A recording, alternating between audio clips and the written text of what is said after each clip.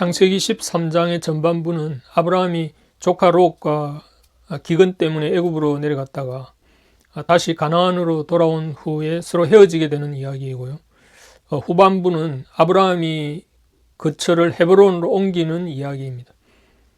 아브라함이 조카 롯과 헤어지게 된 이유는 아시다시피 아브라함의 일꾼들과 롯의 일꾼들 간의 다툼 때문이었는데요. 그래서 아브라함은 롯에게 먼저 땅의 선택권을 주죠. 그런데 롯이 어떤 선택을 합니까?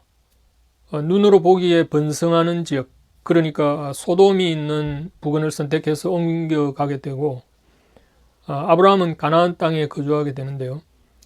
우리는 보통 이 대목을 공부하면서 세상의 물질적인 것에 혹한 롯과 하나님의 인도를 따른 아브라함의 대조적인 모습을 주로 이야기합니다. 그리고 결국 인간의 참된 행복은 물질적인 부나 인간의 판단이 아니라 하나님께 의지하는 믿음과 그분 앞에 서는 바른 신앙에 있다는 교훈을 받습니다. 물론 이 말씀을 통해서 이런 교훈을 얻는 것은 우리 신앙의 삶에 아주 중요한 적용점이라고 봅니다. 그러나 그런 교훈을 받는 것은 사실상 부차적인 것이고 모세가 1차적으로 이 이야기를 기록한 목적이 무엇일까를 생각해 볼 필요가 있습니다. 우선 이 이야기는 12장에서 아브라함이 애굽에서 아내 사레를 누이로 속인 일로 한바탕 소동을 겪은 후입니다. 하나님은 바로에게 재앙을 내려 간신히 사레를 바로의 손아귀에서 벗어나도록 하셨죠. 그런데 13장에 와서 아브라함은 조카 롯과 헤어지게 되는 사건으로 이어집니다. 언뜻 12장과 13장은 전혀 다른 에피소드 같아 보이지만 가만히 뜯어보면 구속사적으로 연결되는 맥락이 있습니다. 무엇인가 하면 아브라함의 가정을 하나님은 계속적으로 보호해 간다는 그런 스토리의 연속선상에 있다는 거죠. 그러니까 하나님은 자신의 약속을 역사적으로 성취해 가는데 그 약속에 도전이 되는 사건들로부터 구별 혹은 분리 작업을 해 나가신다는 점입니다. 말하자면 하나님은 아브라함의 씨로 구원자를 약속하셨기 때문에 그것을 방해한 바로 왕의 행동을 가로막고 사례를 보호한 것처럼 13장에서도 약속의 계열이 아닌 롯의 가정과 약속의 계열인 아브라함의 가정을 분리시키는 작업을 하신 것입니다. 아시다시피 롯의 후손은 모압과 암몬의 족속을 이루게 되죠. 훗날 이스라엘이 출애굽에서 가나안으로 진군하는데 이들 모압과 암몬이 그 길을 방해한 전력이 있습니다. 그래서 모세는 가나안 입성을 앞둔 말년에 출애굽 2세대들에게 모압과 암몬을 경계하도록 다음과 같은 권면을 남기기도 했죠. 암몬 모압 사람은 여호와의 총회에 들어오지 못하리니 그들에게 속한 자는 10대뿐 아니라 영원히 여호와의 총회에 들어오지 못하리라. 네 평생에 그들의 평안함과 형통함을 영원히 구하지 말지니라.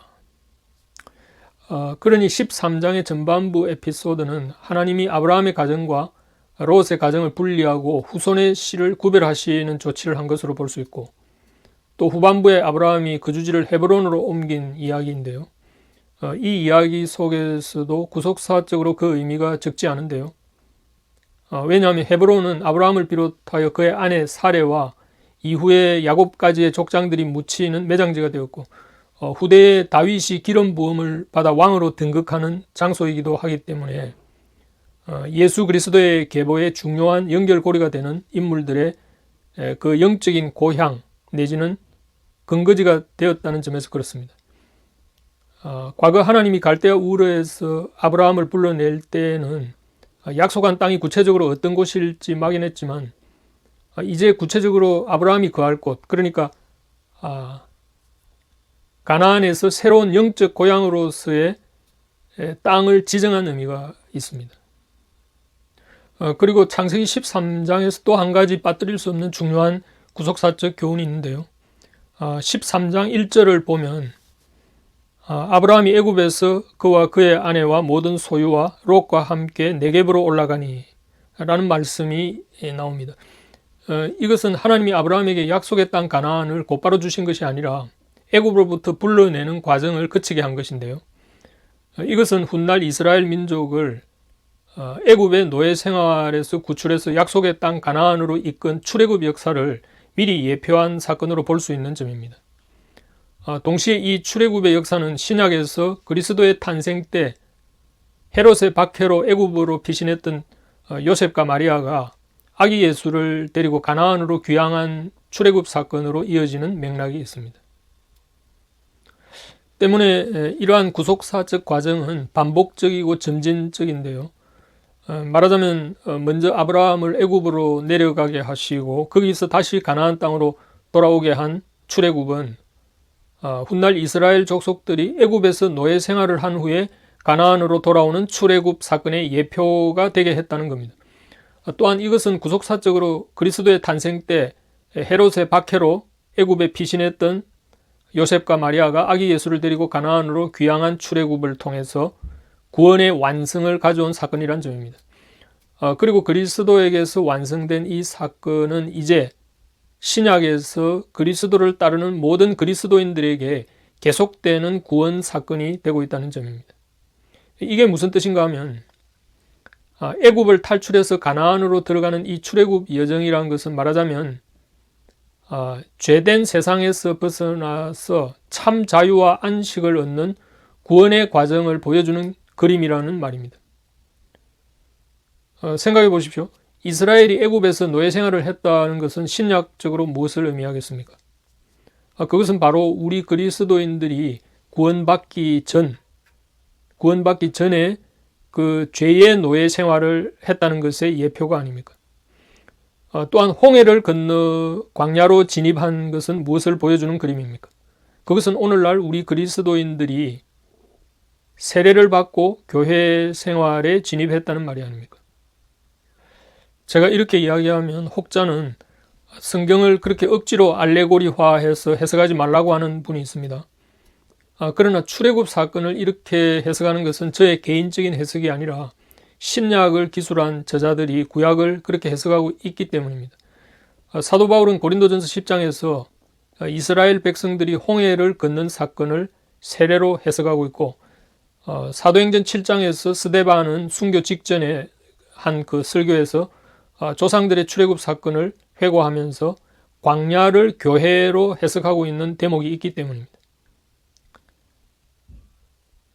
아무튼 이 창세기 13장 초두에 있는 아브라함의 출애굽은 모세 시대의 이스라엘 민족의 출애굽으로 이어지고 그리고 종국에는 그리스도 탄생 직후의 아기 예수의 출애굽으로 완성되는데 이제 예수를 믿는 그리스도인들의 출애굽으로 현재 진행형으로 계속되어 가고 있는 선교적 사건이기도 합니다. 사실 언뜻 보면 아브라함이 가나안 땅의 기근 때문에 애굽으로 내려가서 다시 가나안으로 올라오는 이런 과정이 우연적인 것처럼 보이는데 왜 굳이 구속사적 의미를 부여할까 하는 의문이 들 수도 있습니다. 그러나 이 출애굽의 그림은 그리스도 탄생 시기에 마태가 그의 복음서에서 보여준 설명으로 인해서 구속사적 맥락을 풀어주기 때문인데요. 그럼 아기 예수에 대해 기록한 마태복음의 기록을 한번 볼까요? 요셉이 일어나서 밤에 아기와 그의 어머니를 데리고 애굽으로 떠나가 헤롯이 죽기까지 거기 있었으니 이는 주께서 선지자를 통하여 말씀하신 바 애굽으로부터 내 아들을 불렀다 함을 이루려 하심이라. 이 구절은 그리스도 탄생기에 헤롯이 2살 이하의 아기들을 모두 죽이라는 명령 때문에 애굽으로 피신했던 아기 예수가 헤롯이 죽은 후에 다시 가나안으로 돌아오는 대목을 마태가 기록한 말씀인데 이 설명 과정에서 마태는 호세아 선지자의 말씀을 인용하고 있습니다. 그러니까 호세아 선지자가 출애굽 사건을 회고하면서 이스라엘을 하나님의 아들로 표현한 대목을 마태는 애굽으로부터 다시 부름을 받은 예수야말로 선지자의 예언이 성취된 하나님의 아들이라는 것을 선포하고 있는 말씀입니다. 이스라엘이 어렸을 때에 내가 사랑하여 내 아들을 애굽에서 불러냈거늘 이라고 한 말씀인데 마태는 아기 예수의 출애굽이 이 말씀을 성취한 것이라고 구약을 해석해 주고 있는 겁니다. 결국 이것이 구속사적으로 왜 중요하냐 하면 이런 겁니다. 구약에서 출애굽 사건은 이스라엘 민족을 구원한 결정적인 사건으로 이해되듯이 예수 그리스도 역시 애굽에서 귀향한 사건은 과거에 예표되었던 출애굽 구원 사건이 이제 새롭게 성취된 하나님의 구원 사건으로 그 실체를 드러낸 것이다 라고 이해할 수 있기 때문이죠. 말하자면 마태는 구약 성경의 인용을 통해서 하나님의 아들 예수 안에 있는 구원을 이스라엘의 체험과 연결시켜 말하고자 한 건데요. 창세기 13장에서부터 이 구속사적 맥락을 다시 정리하면 이런 겁니다. 아브라함이 애굽에서 가나안으로 돌아온 것은 이스라엘이 출애굽한 것의 그림자라고 할 수 있는데요. 동시에 마태가 아기 예수에 대해서 애굽에서 내 아들을 불렀다라는 이 구약의 호세아 선지자의 말씀을 인용했습니다. 호세아 선지자의 정확한 워딩을 다시 한번 보십시오. 이스라엘이 어렸을 때에 내가 사랑하여 내 아들을 애굽에서 불러냈거늘 이라고 한 말씀이었죠. 그런데 바로 이 표현을 마태는 아기 예수의 귀향에 적용시켰습니다. 그러니까 여기서 호세아는 이스라엘을 하나님의 아들로 표현했기 때문에 호세아가 말한 이스라엘은 동시에 참 하나님의 아들인 예수와 등가를 이루게 됩니다. 이것을 신약적 입장에서 보면 이런 겁니다. 이스라엘이 하나님의 아들이고 예수도 하나님의 아들이면 예수 믿는 성도들도 하나님의 아들들이다라는 논리입니다. 이 논리는 말하자면 하나님 자녀의 역사도 그 아들의 역사 안에서 되풀이되는 건데요. 말하자면 신약의 성도들은 모두 그리스도 안에서 출애굽한 하나님의 자녀가 된다는 말입니다. 고린도후서 1장에 보면 사도 바울이 이런 말씀을 한 적이 있습니다. 하나님의 약속은 얼마든지 그리스도 안에서 예가 되니 그런즉 그로 말미암아 우리가 아멘하여 하나님께 영광을 돌리게 되느니라 라는 말씀인데요. 이게 구체적으로 어떤 의미인가 하면 이런 겁니다. 사도행전 13장에 보면 바울과 바나바가 안디옥 교회에서 첫 선교지로 파송을 받고 비시디아 안디옥 회당에서 말씀을 전할 때 유대인들이 바울의 말을 반박하고 비방하자 바울과 바나바가 이렇게 말하는 대목이 있습니다. 바울과 바나바가 담대히 말하여 이르되 하나님의 말씀을 마땅히 먼저 너희에게 전할 것이로되 너희가 그것을 버리고 영생을 얻기에 합당하지 않은 자로 자처하기로 우리가 이방인에게로 향하노라. 주께서 이같이 우리에게 명하시되 내가 너를 이방의 빛으로 삼아 너로 땅끝까지 구원하게 하리라 하셨느니라 하니. 여기서 내가 너를 이방의 빛으로 삼아 너로 땅끝까지 구원하게 하리라는 말씀을 바울과 바나바가 주님으로부터 직접 명령받은 것처럼 서술하고 있습니다. 그러나 사실 이 구절은 이사야 49장에서 하나님이 메시아에게 한 약속이었습니다. 이사야 49장 6절에 보면 이런 말씀이 있습니다. 그가 이르시되 네가 나의 종이 되어 야곱의 지파들을 일으키며 이스라엘 중에 보존된 자를 돌아오게 할 것은 매우 쉬운 일이라. 내가 또 너를 이방의 빛으로 삼아 나의 구원을 베풀어서 땅끝까지 이르게 하리라. 그래서 이 말씀은 하나님이 메시아에게 주신 예언입니다. 그런데 바울과 바나바는 이 약속의 말씀을 자기들에게 한 약속처럼 주장하고 있는 대목입니다. 그렇다면 바울과 바나바는 이 구약의 말씀을 오해한 것일까요? 전혀 그렇지 않습니다. 무슨 말인가 하면 바울과 바나바는 그리스도에게 한 약속을 성령의 감동으로 자신들의 약속으로 받아들이고 있는 겁니다. 더 정확히 말하면 성령이 바울과 바나바를 통해서 지금 이방의 선교를 담당하고 있다는 말씀에 다름이 아닙니다. 바로 이 하나님의 약속은 그리스도 안에서 이해가 되는 것이니까요. 그렇다면 결론적으로 호세아가 출애굽 사건을 언급한 다음과 같은 말씀, 그러니까 이스라엘이 어렸을 때에 내가 사랑하여 내 아들을 애굽에서 불러냈거늘 이라고 한 말씀에서 이스라엘을 내 아들이라고 한 대목을 따지고 보면 신약에서 마태가 아기 예수를 애굽에서 불러낸 것을 이루려 한 말씀으로 인용했기 때문에 앞서 언급한 대로 이스라엘은 예수와 등가를 이루는 말이 되는 거죠.